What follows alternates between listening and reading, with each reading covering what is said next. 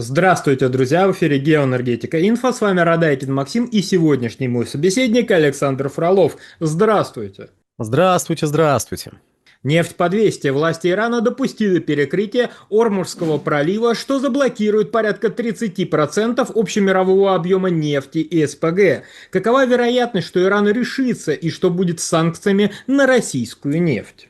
Да, давайте поговорим про Ормузский пролив. Давайте сначала, для начала познакомимся с этим самым Ормузским проливом, познакомимся с тем, что там будет с санкциями на российскую нефть, пофантазируем на эту тему, ну и с ценами, разумеется.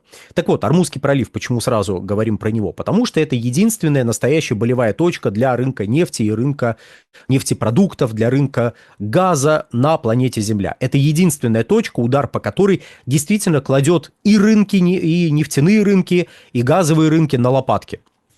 В чем уникальность этой точки? Давайте вспомним события 2000, ну, скажем, конца 23 и 24 годов, когда возникли сложности при пересечении Красного моря и Суэцкого канала. Ну, там обстреливали суда, там судоходство несколько усложнилось, и количество судов, проходящих по этой транспортной артерии, снизилось. Что происходило? Ну, происходил, во-первых, всплеск разных странных прогнозов о том, что ну вот теперь-то все, поставки нефти упадут. Мы тогда на этом канале, кстати, если вы первый раз здесь, подписывайтесь, мы тут массу всего интересного, основательного и, главное, зачастую продуманного говорим про рынки нефти и газа. Так вот, тогда странные были прогнозы о том, что ну вот сейчас возникнут сложности с поставками нефти, что у мирового рынка будут какие-то трудности, что кто-то не сможет какие-то грузы доставлять. Мы тогда говорили, ну и, собственно говоря, это подтвердилось, что это не так, что есть альтернативные пути поставки. То есть банально вы можете пустить груз в обход Африки. То есть Красное море и Суэцкий канал – это очень важные артерии, безусловно, но не безальтернативные. И если вы не можете свой груз провести через Красное море кратчайшим путем, то вы можете пустить груз в обход Африки, да, увеличатся сроки доставки, но через какое-то время эта проблема сама собой исчезнет, потому что все подстроятся под новый как бы ритм поставок. Поставки станут дороже. Да, разумеется, ну просто путь длиннее, расход топлива больше. Могут на первом этапе возникнуть сложности с обеспечением бункеровочным топливом, но опять же сложности возникали, их парировали, просто увеличив запасы. Ну, почему сложности возникали? Потому что больше судов стали заходить в порты, которые не приспособлены были, ну не привыкли к такому трафику. Тут трафик увеличился, запасов бункеровочного топлива не хватало, подстроились под этот трафик, запасы бункеровочного топлива либо увеличили в этих портах, либо стали несколько иначе планировать бункеровку нефтеналивных танкеров, которые должны были идти в обход, опять же, в обход Африки. Ну, то есть они бункеровались чуть раньше, и достаточно было топлива для того, чтобы Африку обогнуть, достичь конечной точки назначения и уже там задаваться вопросами заправки судов. То есть вот, пожалуйста, вы можете полностью перекрыть Красное море, можете полностью перекрыть, даже разрушить, мы не призываем, это такая, знаете, фантазия на тему, разрушить Суэцкий канал, но это не приведет к остановке поставок. Да, разумеется, ряд стран, которые имеют прямой выход к Красному морю, могут пострадать, у них может усложниться энергобезопасность, но, прямо скажем, к крупнейшим потребителям энергоресурсов, определяющим потребителям энергоресурсов, эти страны не относятся. А вот Ормузский пролив – это совершенно другая история. Через него идут, я надеюсь, ловкий монтажер сейчас поставил карту, и все смотрят внимательно на этот Ормузский пролив, и я думаю, видят, что других морских путей нету. Если вы ведете что-то, что направляется в сторону Ормузского пролива, то в случае перекрытия Ормузского пролива грузы, ну, как бы морским путем дальше некуда перебрасывать. То есть это узенькое горлышко, которое необходимо пересечь, чтобы какие-то ваши грузы оказались, ну, фактически вот на мировом рынке. Кстати, а сколько грузов идет через это узкое бутылочное горлышко? Огромное количество, порядка 20% всего сжиженного природного газа идет через Ормузский пролив, и порядка 20% нефти и нефтепродуктов, потребляемых в мире, идет через Ормузский пролив. То есть, если вы перекрываете вот эту маленькую, ну, в планетарных масштабах, географическую точку, то вы лишаете мировой рынок огромных объемов энергоресурсов. Почему я не говорю конкретную величину, хотя только что говорил про 20% одного, 20% другого? Потому что мы не знаем и можем лишь предполагать, насколько конкретно сократятся поставки. Дело вот в чем.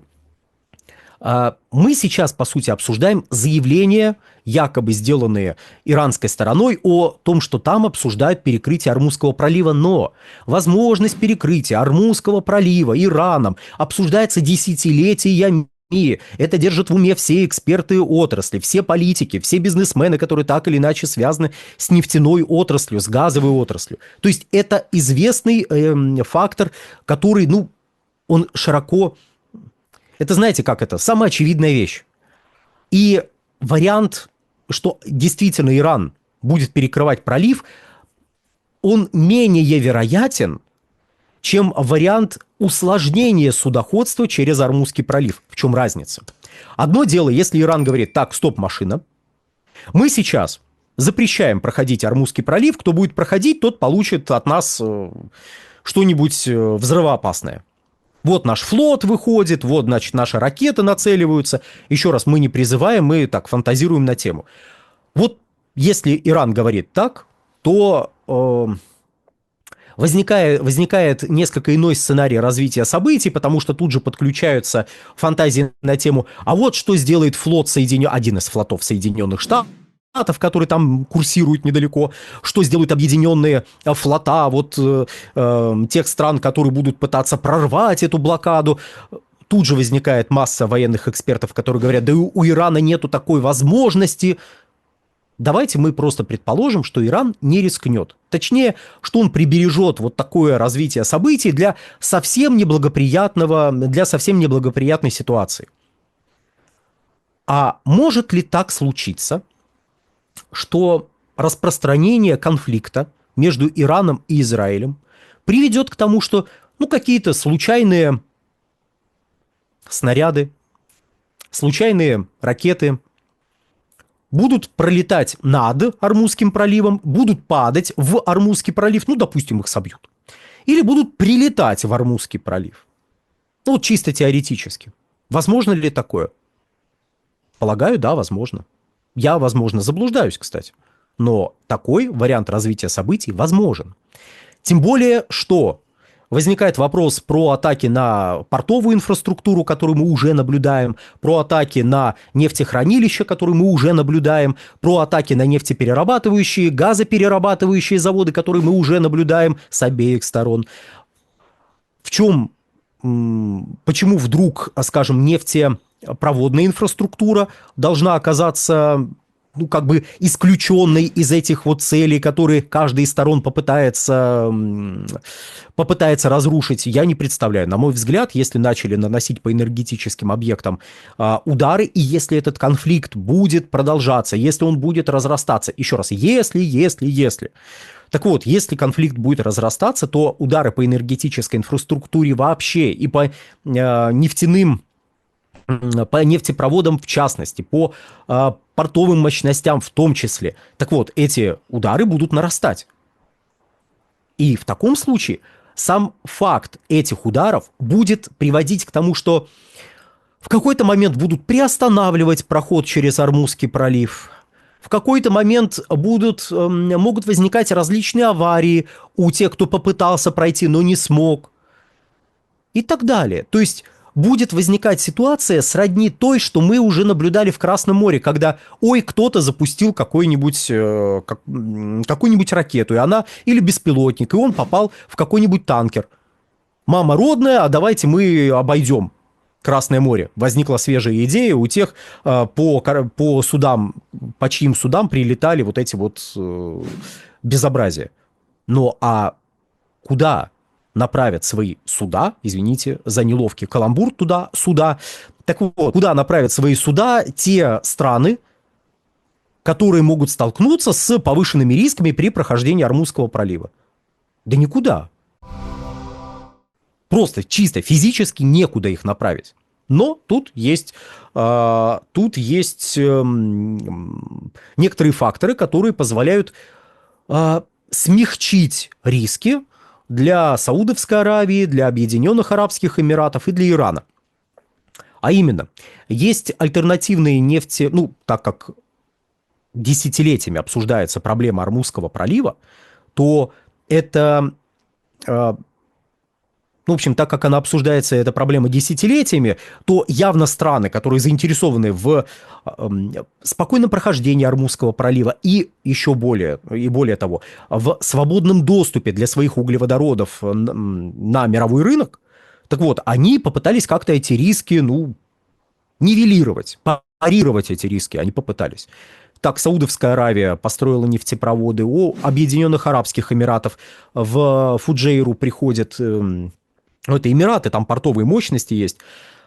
Там сложности в том, что местность гористая, довольно-таки, то есть Объединенные Арабские Эмираты – это не только пустыня, такая, знаете, облагороженная, это еще и довольно гористая местность, но, тем не менее, вот эта гористая местность, она как бы выходит в регион Объединенных Арабских Эмиратов, который позволяет, минуя Ормузский пролив, вот если вы так хитро взяли, проскочили, минуя Ормузский пролив, направить свою нефть на мировой рынок, не проходя этот самый вот злосчастный пролив. То есть в район Омана туда вот хопа и перебрасываем нефть. То есть соответствующие мощности строились Ираном. Иран еще в 2021 году запустил нефтепровод, который позволяет обеспечивать поставки нефти, опять же, в обход Ормузского пролива. Но всех этих мощностей в сумме недостаточно для того, чтобы полностью перенаправить все грузы на альтернативные портовые мощности. Более того, если мы прикинем максимально возможную загрузку этих мощностей, этих нефтепроводов, которые позволяют обойти Ормузский пролив, вот если прям сильно фантазировать, вот прям, знаете, изо всех сил, вот прям неудержимо фантазировать, то половину грузов, которые идут через Ормузский пролив, вы перебросите на эти альтернативные направления. Если фантазировать, чуть менее яростно, то 25%. Это еще раз, это мы все еще немножко фантазируем. Но, знаете, так из серии. Фантазируем, но предполагаем, что вот что-то такое возможно. То есть из 20 миллионов баррелей 5 вы перебросите. Кстати, если что, в прошлом году по существующим оценкам именно нефти и газового конденсата через Ормузский пролив шло где-то 16,5 миллионов баррелей. То есть более 3/4 это конкретно нефтяные грузы. А около 1/4 это, собственно говоря, нефтепродукты. Вот. И учитывая, что основной поставщик нефтепродуктов в регионе это Объединенные Арабские Эмираты, то возникает вопрос, их мощности, они про нефть или про нефтепродукты? Они говорят, что про нефть. Ладно, окей. Завершая. Я бы все-таки предполагал, что если конфликт разрастется, то возникнут риски, возникнут прерывания поставок. То есть мир не лишится вот этих 10-15 миллионов баррелей в сутки, но доступность будет сокращена, простои будут увеличиваться, прерывание поставок будет нарастать, и в отдельных регионах мира будут возникать очаги дефицита, которые будут подстегивать нефтяные котировки, которые действительно могут на этом фоне выйти за уровень выше $100. Но если поставки действительно прервутся через Ормузский пролив, то вот эти 300-400 тысяч долларов за баррель – это не повод радоваться. Да, мы снимем сливки, но такие цены ударят по спросу. Спрос упадет, притом упадет быстро. А восстанавливаться он потом будет медленно. И после завершения конфликта и восстановления поставок мы будем долго идти к восстановлению спроса, гораздо дольше, чем мы снимали сливки, и мы в итоге потеряем больше, как страна-поставщик, мы потеряем больше, чем приобретем от вот этого резкого роста цен. Поэтому лучше, если конфликт как можно быстрее закончится. Александр, большое спасибо за комментарий. Друзья, подписывайтесь на телеграм-канал Геоэнергетика Инфо. Подписывайтесь на телеграм-канал Александра Фролова. Ссылки будут в описании и закрепленном комментарии. Там же будут реквизиты для желающих финансово поддержать наш проект, чтобы мы и дальше также бодро вещали на всех площадках без монетизации. Спасибо, до новых встреч. Да, дорогие друзья, всего хорошего. На телеграм-канал «Нефтегазовая игра», телеграм-канал «Инфотек». Подпишитесь, пожалуйста. Вам не сложно, мне приятно. Всего хорошего.